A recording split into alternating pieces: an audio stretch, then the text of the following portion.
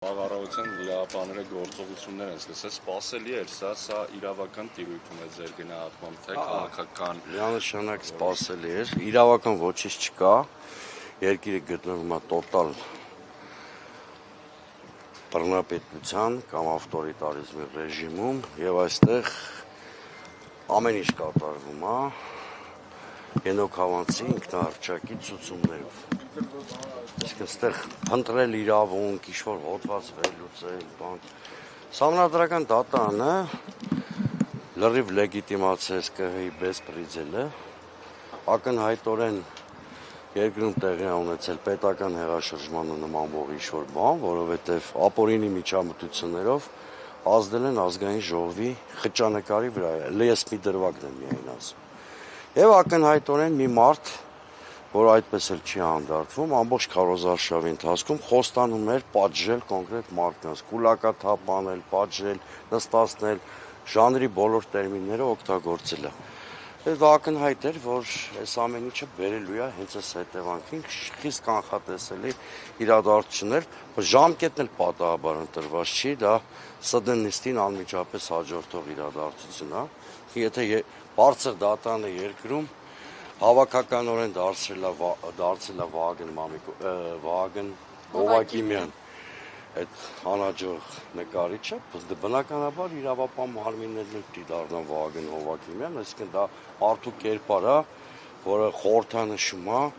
ստորաքարշորեն Նիկոլ Փաշինյանին ծառայելը։ Բնականաբար պիտի լիներ ինչ-որ տեղի ունեցավ կանխատեսելի, խիստ կանխատեսելի սցենար։ Հիմա գլխավոր նպատակը պարոն Սուլեյման, սրա որն է լրացնել Գագիկ Ծառուկյանին, լրացնել ընդհանուր ընդդիմությանը, հանել այն ինչ ցանկանում է իշխանությունը, որն է գլխավոր նպատակը։ Մինչև հունիսի 7-ը մենք մի քիչ այլ Հայաստանում ենք ապրում, ունենք այլանդակ իշխանություն, որը պետական ազգային բոլոր կարմիր գծերը տրորել էր, բայց այնուամենայնիվ այդ իշխանության լեգիտիմությունը կասկածի տակ չէր դրվում։ Դե քննադատում ենք բոլոր ասպեկտներով, Արցախ կործանելու համար, հողատվության համար եւ այլն։ Հունիսի 7-ին այդ ամեն ինչին ավելացավ նաեւ այն, որ հիմա ինքնահռչակ ոչ լեգիտիմ իշխանություն ունենք։ Այս մարդը առանց տուրբուլենտության իշխանությունը պահել չի կարող։ Այսինքն անդադ պիտի երկրում ռեպրեսիաներ լինեն, ինչ-որ թշնամու կերպարներ ստեղծեն, այսօր Ծառուկյանն, Վաղակարալին, Սամվել Կարապետյանը, Քոչարյանը եւ այլն։ Իսկն ինքը անուններն էլ է տվել, այս անգամ ինքը շատ բացահայտորեն տվել է մարդկանց անունները։ Այդ վերջ Թավիշինը, այդ Թավիշի էլ էր ընդհանրապես, առաջի օրվանից էլ Նիկոլ Փաշինյանը ավտորիտար է եղել։ Ամեն ինչին ուղղակի գումարվել է հիմա, որ ապօրինի իշխանություն ունենք, որը տուրբուլենտության ալիքի վրա պահպանվելու է այնքան, ինչքան կպահպանվի։ Իմ կանխատեսմամբ ամիսներ մինչև մի տարի կես։ Բայց մինչև այդ ինքը բոլոր հնարավոր ձևերով, նաև աշխարհաքաղաքական որոշակի կենտրոնների բացահայտ հովանավորությամբ անելու է այս այլանդակությունները։ Սահմանադրական դատարանից այլ ակնկալիքներ ունեն։ Իհարկե ոչ։ Ես առնվազն 96 թվականից քաղաքականության ակտիվ պրոցեսի մեջ եմ, միշտ սահմանադրական դատարանի որոշումներին հետևել եմ, չի եղել Հայաստանի պատմության մեջ մի դեպք, որ սահմանադրական դատարանը համարձակվի ընդդիմության որևէ բողոք, բովանդակային քննարկի եւ իր կոչման համապատասխան որոշում կատարի։ Մի անգամ ա եղել 2003 թվականին, եթե չեմ սխալվում, որոշեց, որ վստահության հանրաքվե պիտի անցկացվի մի տարի հետո, նախագահական ընտրությունից հետո, այն էլ այդ հանրաքվեն չեղավ, դրա փոխարեն եղան բախումներ, ձերբակալություններ եւ այլն։ Բայց այս դեպքը հատկապես կանխատեսելի էր, որտեղ տեսեք, երբ որ Նիկոլ Փաշինյանը բոլոր պետական ինստիտուտները դարձրել է քաղաքական հաշվի արդարի գործիք, այսինքն կայուն ավտորիտարիզմ է ենթադրել, որ մի հատ պետական մարմին պիտի լինի, որը համարձակվի իր քմահաճույքից դուրս որոշում կայացնել, այդ առնվազն պիտի կամ քաղաքականությունից չհասկանանք, կամ չգիտեմ, տեղյակ չլինենք Հայաստանում տեղի ունեցողի մասին։ Ասեմ ավելին, խորհրդանշական է, որ հենց այսօր ինքը Ռուսաստան է գնում Միշուստինի հետ բանակցությունների, ամենայն դեպս պաշտոնապես հայտարարվել է։ Տեսեք, խելամիտ ղեկավարը ճիշտ հակառակը, պիտի փորձեր հայ-ռուսական ճգնաժամ, հարաբերությունների ճգնաժամի ֆոնին երկրում լիցքաթափող քայլեր անել, բայց ստեղ էլ ինքը գործում է իր արժեհամակարգին համապատասխան, այսինքն փորձում է ռուսներին ցույց տալ, որ ես բոլորի հարցերը լուծելու եմ, միակ մարդը ում հետ պիտի պայմանավորվեք Հայաստանում, դա ես եմ։ Մոտավորապես այս լոգիկայով առաջնորդվում։ Խիստ կանխատես ընտրությունից առաջ դրա համար ենք զգուշացնում, որ ձեր ամեն քվե, որ տալիս եք Նիկոլ Փաշինյանին, քվեա բռնապետությանը, քվեա հայ-ռուսական հարաբերություններում առճակատման խորացմանը, քվեա միակողմանի նվաստացուցիչ զիջումներին։ Հիմա իրականությունը դառնալու շուտով ընդհանրապես լրատվամիջոցները հարցազրույց չեն կարողանալու անել, փողոցում մարդ են ձերբակալելու, տաղավարներից եւ այլն, դե մենք մտել ենք ավտորիտարիզմի հենց այդ փուլ։ Կարծում եք, ինչպես ասեցիք, դժվար է 2 տարիների իսկ այս իշխանությունը չի տևելու, ոչ։ Հայաստանը չունի ուրեմն բոլոր ճգնաժամերը, որ կա, մարտահրավերները, հա, ներքին, արտաքին, շատ երկար կարող ենք խոսել, բայց հիմնականում արտաքին խնդիրների համադրումն է այն ռիսկերի, որ դա բերելու է նաև սոցիալական պայթունի երկրի ներսում, արտանողների հետ անշուշտ խոսում եք, մանր միջին հատկապես կանգնած են կռախի առաջ, Հայաստանը չունի ռեսուրս երկարաժամկետ կտրվածքով նման ավտորիտար ռեժիմ հանդուրժելու։ Իսկ եթե այնուամենայնիվ Աստված մի արածը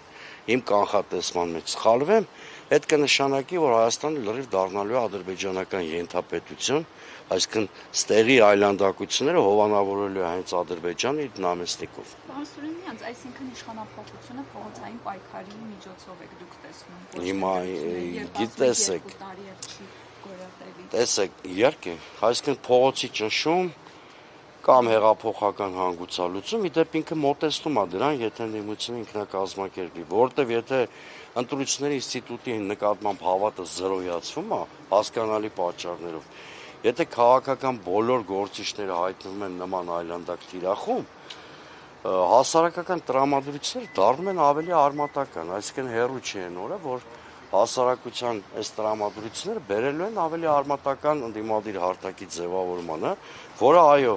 այլ տարբերակ, քան հեղափոխական հանգուցալուծումներն են չի ունենալու։ Պարոն Սուրենյանց, բայց հունիսի 12-ին տեսանք, որ ժողովրդին կրակելու հրահանգ այդ ամենայնիվ եղավ ու ոչինչ կանգնեցրեց, այուն տեսանք ի վերջո հունիսի 12-ին։ Դուք նկատի ունեք նախանցած տարի։ 24 թվականի, այո։ Փողոցային պայքարը այդ ամենայնիվ կհաջողվի, թե Գիտեք, ռեպրեսիվ մեքենան մաշելու հատկություն ունի։ Այսինքն ինքը չի կարող անընդհատ մարդկանց կուլ տա, քաղաքական ուժերի կուլ տա։ Ռեպրեսիվ մեքենան, ինչպես ցանկացած մեքենա, մաշելու հատկություն ունի, որ ընդդիմությանը կհաջողվի այնպիսի համակարգ ձևավորել, որ ռեպրեսիվ մեքենայի ատամների իզուր չեն լինի այդ համակարգը կոտրել, այդ օրը ռեպրեսիվ մեքենան վերջանա, այսինքն գործի բումերանգի օրենքը։ Այդ տենց չի, որ ինքը անվերջ կարա մարդկանց բռնի, իդեպ որ դիմում է նման այլանդակությունների, դա արդեն հուշում է, որ ինքը իր վերջին փամփուշտերն է սկսել կրակել։ Ինչ կարելի է կանխատեսել այս գործողություններից, այսպես պատրաստված եկել ամենավատ գործողություն կանեն կգնան, թե կձերբակալեն։ Ես հիմա իրավաբան չեմ, որ կանխատեսում անեմ, բայց ինքը պարզ անոնսավորել է, չէ, որ 3 լիդերներին էլ նստացնելու է։ Ենթադրել, որ Նիկոլ Փաշինյանի այդ բռնապետական դեմքը հանկարծ հումանիստական է դառնալու, չարաչար, կարծում եմ ամենավատ սցենարը պետք է սպասել, գնալու է տոտալ ձերբակալությունների ու կալանքների։ Պարոն Սուրենյանց, ամեն դեպքում ինչ սպասել ընդդիմադիր ուժերից սահմանադրական դատարանի որոշումից հետո, հաշվի առնելով նաև այն հանգամանքը, որ խորհրդարան անցած ընդդիմադիրները որոշեցին մանդատները վերցնել։ Մանդատների վրա ես չեմ ուզում կենտրոնանալ, որտեղ եթե արագ հեղափոխական սցենար չկա, մանդատ չվերցնեն, ինչ անեն։ Այդ իրանց գործն է իհարկե, բայց եթե արագ հեղափոխական սցենար չկա, մանդատներից հրաժարումն էլ լուծում չի։ Հետևաբար պետք է մանդատն ու փողոցը համադրվի, ես այդ բանաձևը սկզբունքորեն ընդունում եմ, բայց հիմնական թատերաբեմը պիտի դառնա փողոցը։ Առանց փողոցի մենք ազգային ժողովում տեսնելու ենք այն, ինչ որ Երևանի հավաքանու վերջին նիստում տեսանք։ Այդ Երևանի հավաքանու վերջին նիստը չկարծեք պատահականություն էր։ Դա լավ բեմականացում էր, ինչա սպասվում ընդդիմությանը խորհրդանում։ Այսինքն եթե նախորդ խորհրդանում ծեծեր միջադեպեր լինում էին, այս անգամ լինելու է բացահայտ բեսպրիձեր։ Թե մարդկանց հանելու են, ասենք, միջանցք ու ծեծեն։ Կամ այս կերպ էլի, որովհետև իրանք պատգամավորները չեն միայն, նաև համազգեստավոր, ինչ-որ համազգեստի տակ թաքնված բանդաներ, հա, դե հիմա այս բանդա եմ ասում, որտեղ իրանք որևէ օրենքի չեն ենթարկվում, հա, հիմա այս է իրավիճակը, դրա համար մոտ ապագայում պետքա ընդդիմությունը կարողանա դիմադրության համակարգ ստեղծել, հենց այդ բառն եմ օգտագործում, ոչ թե քաղաքական կոնսոլիդացիա, այլ քաղաքական դիմադրության համակարգ, որպեսզի իշխանությունը հասկանա, որ ռեպրեսիան գնալը ծանր գին է նստելու։ Եվ պետքա րոպե առաջ նախապատրաստվի փողոց։ Դա մանդատներ վերցնել, չվերցնելու բացարձակապես կապ չունի։ Այս ընթացքում օրինակ ընդդիմադիր ուժերը բանակցել են Գագիկ Ծառուկյանի հետ, Ծառուկյանը հանդիպումներ ունեցել է մյուս ընդդիմադիր ուժերի։ Գիտեք, բոլորս հանդիպում ենք, պարտադիր չի անպայման լիդերներով հանդիպեն, լիդերների հանդիպան մեկնաբանությունից ձեռնպակ կմնան։ Բոլոր շերտերով բանակցություններ գնում էր, բա մենք համատեղ հայտարարություններ ենք անում, ակցիաներ ենք անում, այդ բանով չի ծնվում, սպոնտան։ Բանակցում ենք, ինչ-որ բաներ ենք անում, հիմա այդ կոնսոլիդացիան էլ էլի, բովանդակությունն ու մեթոդոլոգիան հստակ լինի, որ ձևավորվի։